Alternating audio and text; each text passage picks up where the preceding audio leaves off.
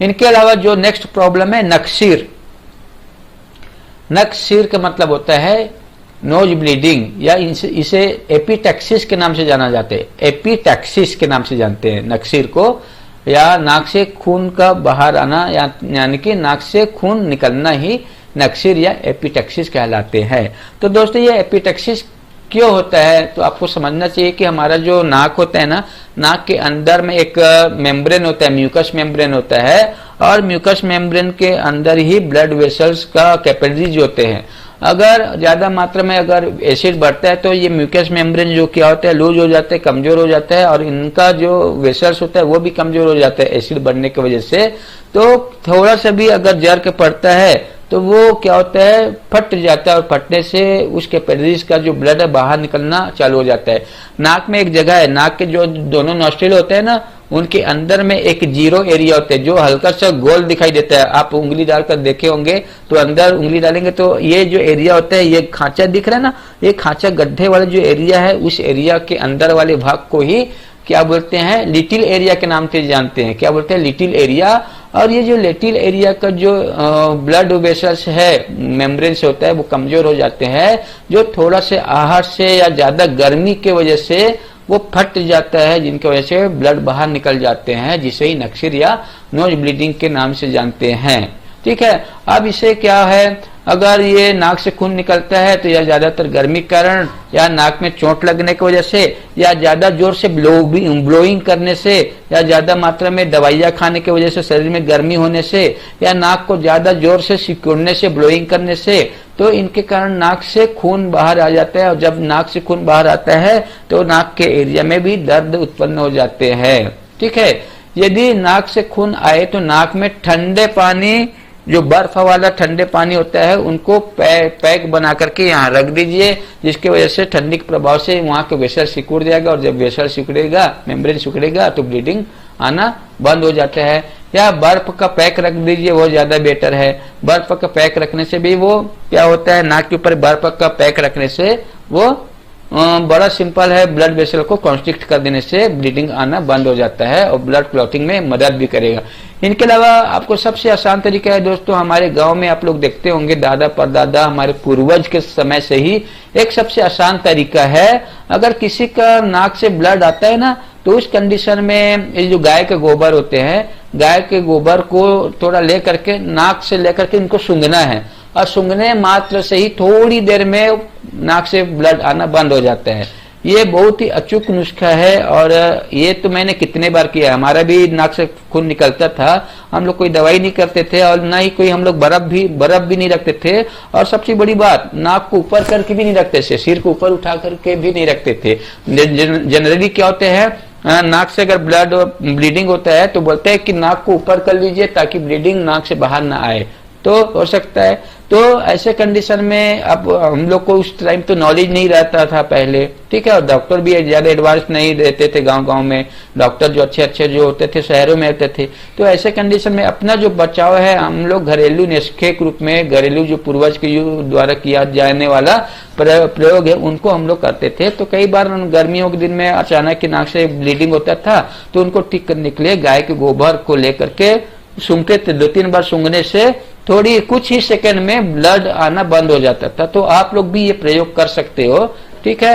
अब पता नहीं इसमें ऐसे कौन सा गैस है, उस गैस होता है, गोबर में गैस है, उस गैस के प्रभाव से वेसल्स होता है कॉन्स्ट्रिक्ट हो जाता है, सिकुड़ जाता है, जिसकी वजह से ब्लीडिंग आना बंद हो जाता है। तो ये आप लोग ध्यान देना, ठीक है। तो अगर किसी को जनरली आप शहर में कहाँ गाय ढूंढेंगे, कहाँ गोबर ढूंढेंगे, तो इसके लिए सबसे अच्छी बात है कि आप सभी के घर में फ्रिज होता होगा, फ्रिज में बर्फ होता होगा, तो उस बर्फ को कपड़े में लपेट करके नाक में रख देने से वो ठंडी प्रभाव की वजह से वो ब्लड वेसल सिकुड़ने से ब्लीडिंग आना बंद हो जाता है। और ये कम से कम नाक के छिद्र में 10 से 15 मिनट तक बंद करके, नाक के छिद्र को 10 से 15 मिनट तक बंद करके जो श्वास है वो मुंह से लेना छोड़ना चाहिए, और सिर को आसमान की तरफ रखने से भी ब्लीडिंग रुक जाता है। और अगर ऐसा कंडीशन है, अगर किसी को भी अगर नाक से ब्लीडिंग होता है तो उसे ठीक करने के लिए न्यूरोथेरेपी में एक आसान तरीका है। न्यूरोथेरेपी में एक ट्रीटमेंट होता है जिसे हम लोग फोर थायराइड बोलते हैं, जिसे आप अपने आप हाथों से इस तरह से हथेली होता है, दोनों हथेली है, उनको गले का जो उभार होता है, उभार के जस्ट नीचे थायराइड ग्लैंड है, वहां पर रखिए। थायराइड ग्लैंड का जंक्शन मैं बता देता हूँ, जो शोल्डर होता है ना, शोल्डर का जो लेवल है, शोल्डर का जो लेवल है उसी लेवल में थायराइड ग्लैंड है, ठीक है। तो ये आप लोग ध्यान देना, शोल्डर का जो लेवल है उसी लेवल में गले के एरिया में थायराइड ग्लैंड है। तो वहां पर अपने हथेली को इस तरह से रखना, 4 बार जार कर देना, 1 1 2 2 3 3 4 4, ऐसे 4 बार जार कर देने से थायराइड ग्लैंड के आसपास रक्त का संचार बनने से, T3T4 हार्मोन्स रिलीज होने से, ब्लड में रिलीज होने से वहां पर आयोडीन पहुंचेगा, ब्लीडिंग जहां पर हो रहा है आयोडीन पहुंचेगा, जो उनको ठीक करने का, हील करने का काम करेगा। तो ठीक है तो दोस्तों, तो इस प्रकार आप लोग प्रयोग कर सकते हो। और इनके अलावा अगर आपको ट्रीटमेंट देना है तो आपको मालूम है एसिड बनने की वजह से आया है, मेडिसिन साइड इफेक्ट की वजह से आया है, जो कारण की वजह से आया है उस कारण को ठीक करने के लिए उपचार देना है। अगर एसिड बनने के कारण आया है तो एसिड ट्रीटमेंट देना, अगर इस मेडिसिन साइड इफेक्ट के कारण आया है तो इंफ्लेमेशन ट्रीटमेंट देना, मार लगने के कारण आया हुआ है तो इंजुरी ट्रीटमेंट देना, ठीक है। अगर थायराइड ग्लैंड के लो फंक्शन की वजह से आया तो 4 थायराइड देना, ठीक है। तो ये आप लोग को कारण के आधार पर ट्रीटमेंट देना है, ठीक है। तो अगर पेट में गड़बड़ी है, पेट में ज्यादा गर्मी है, उस गर्मी के प्रभाव को अगर ठीक करना है तो नॉर्मल ट्रीटमेंट भी दे सकते हो थायराइड के साथ। जनरली एसिड ट्रीटमेंट तो है ही, एसिड बनने के कारण आता है, तो आप लोग उस पेशेंट को क्या करना, ज्यादातर पानी पीने के लिए बोलना, एसिड ट्रीटमेंट देना, ठीक है। तो आप लोग इतना किसी को भी बोल सकते हो।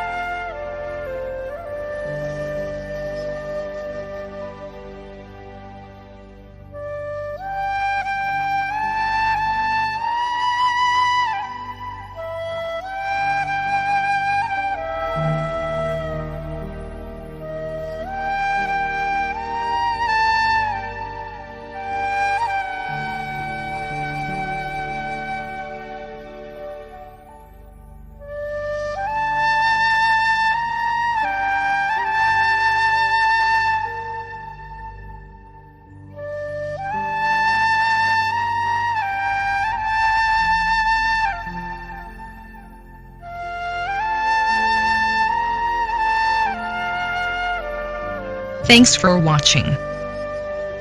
Please like and share this video. And don't forget to subscribe.